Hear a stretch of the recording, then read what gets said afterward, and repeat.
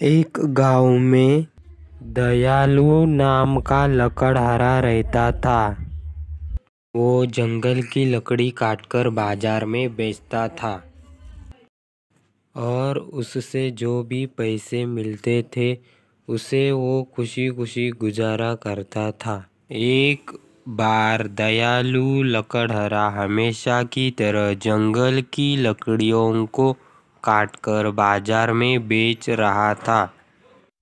लकड़ियाँ ले लो, ताज़ी ताज़ी लकड़ियाँ ले लो।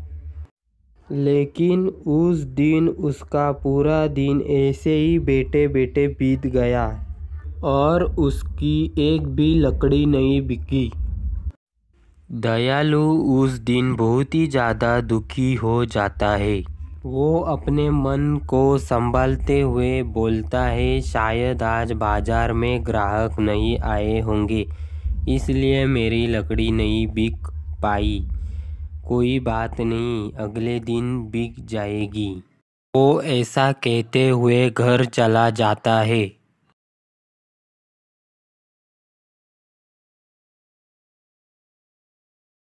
दयालु अगले दिन वापस लकड़ी बेचने बाजार चला जाता है।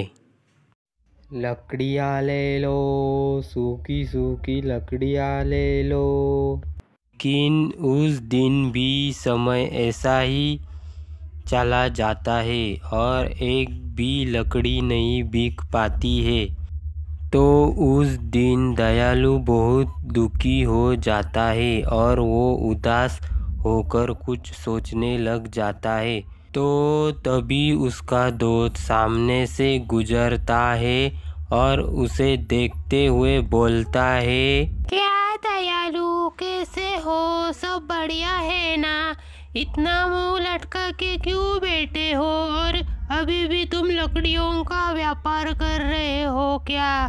कौन पागल तुम्हारी लकड़ियाँ लेगा? आजकल के लोग गैस सिलेंडर से खाना बनाते हैं। तुम्हारी लकड़ियों को कौन लेगा? जाओ जाओ, कोई दूसरा धंधा करो, इन लकड़ियों को कोई नहीं पूछने वाला।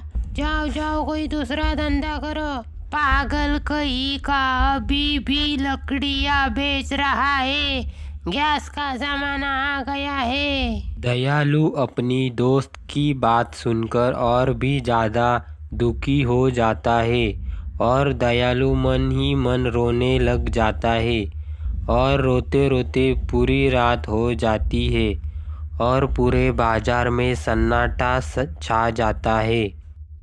और फिर भी दयालु रोना नहीं छोड़ता है और भी ज़्यादा ज़ोर ज़ोर से रोने लगता है।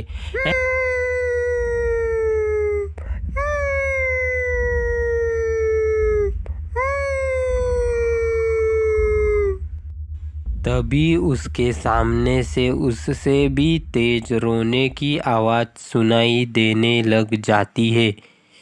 कोई मुझे बचाओ! हेल्प!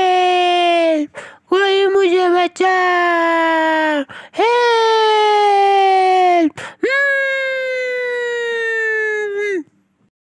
रोने की आवाज़ सुनकर दयालु चुप हो जाता है और देखता है कि आवाज़ तो उस कुएं से आ रही है। तो दयालु उस कुएं के पास जाने लगता है।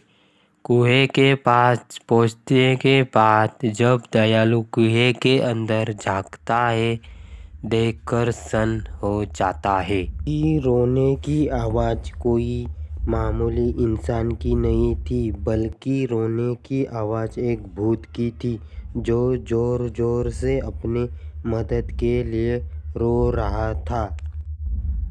दयालु भैया, मुझे इस कुएं से बाहर निकालो, प्लीज निकाल दो ना। मुझे इस अंधेरे से बहुत डर लगता है। इस गंदे पानी से मेरा दम बहुत घुटता है। मैं इसे कुएं से रोज आवाज़ देता हूँ, लेकिन मेरी कोई मदद नहीं करता है। लेकिन तुम बहुत नेक दिल के लगते हो दयालु, मुझे इस कुएं से बाहर निकालो, मुझे इस नरक के कुएं से बाहर निकाल दो प्लीज, मैं तुम्हारा एहसान कभी नहीं भूलूंगा। दयालु को उस भूत की बात सुनकर दया आ जाती है और दयालु भूत से बोलता है, ठीक है भूत भाई, मैं अभी तुम्हें बाहर निकाल देता हूँ। तो दयालु इधर उधर देखने लग जाता है। तभी उसकी नज़र एक रस्सी के बंडल पर पड़ती है। तो दयालु उस रस्सी के बंडल को कुएं में फेंक देता है और बोलता है, भूत भाई, इस रस्सी को पकड़कर बाहर आ जाओ। तो भूत उस रस्सी के सहारे बाहर आ जाता है। वो कुएं से बाहर निकलने के बाद बहुत खुश हो जाता है और दयालु के तरफ देखकर बोलता है, दयालु, तुम वाकई में बहुत दयालु हो, इसलिए मैं खुश होकर तुम्हें ये जादू की पेंसिल दे रहा हूँ। ये कोई मामूली पेंसिल नहीं है। तुम इस पेंसिल से जो भी चित्र बनाओगे वो हकीकत में बदल जाएगी। इस पेंसिल से तुम अपनी सभी ज़रूरतों को पूरा कर पाओगे। दयालु उस पेंसिल को देखकर बहुत ही ज़्यादा खुश हो जाता है और दयालु भूत से बोलता है, धन्यवाद भूत भाई। दयालु इतने कहते ही भूत वहाँ से तुरंत गायब हो जाता है। और भूत के तुरंत गायब होने के बाद दयालु उस जादू की पेंसिल को लेकर घर चला जाता है। वो उस जादू की पेंसिल से दयालु बहुत ही ज़्यादा धनवान बन जाता है और वो खुशी खुशी अपना जीवन व्यतीत करता है। दोस्तों, हमारी वीडियो अच्छी लगे तो हमारे चैनल को लाइक, शेयर, सब्सक्राइब ज़रूर करें और ऐसे ही नए नए वीडियो देखने के लिए हमारे चैनल पे बने रहें। अगली वीडियो में, तब तक के लिए बाय बाय।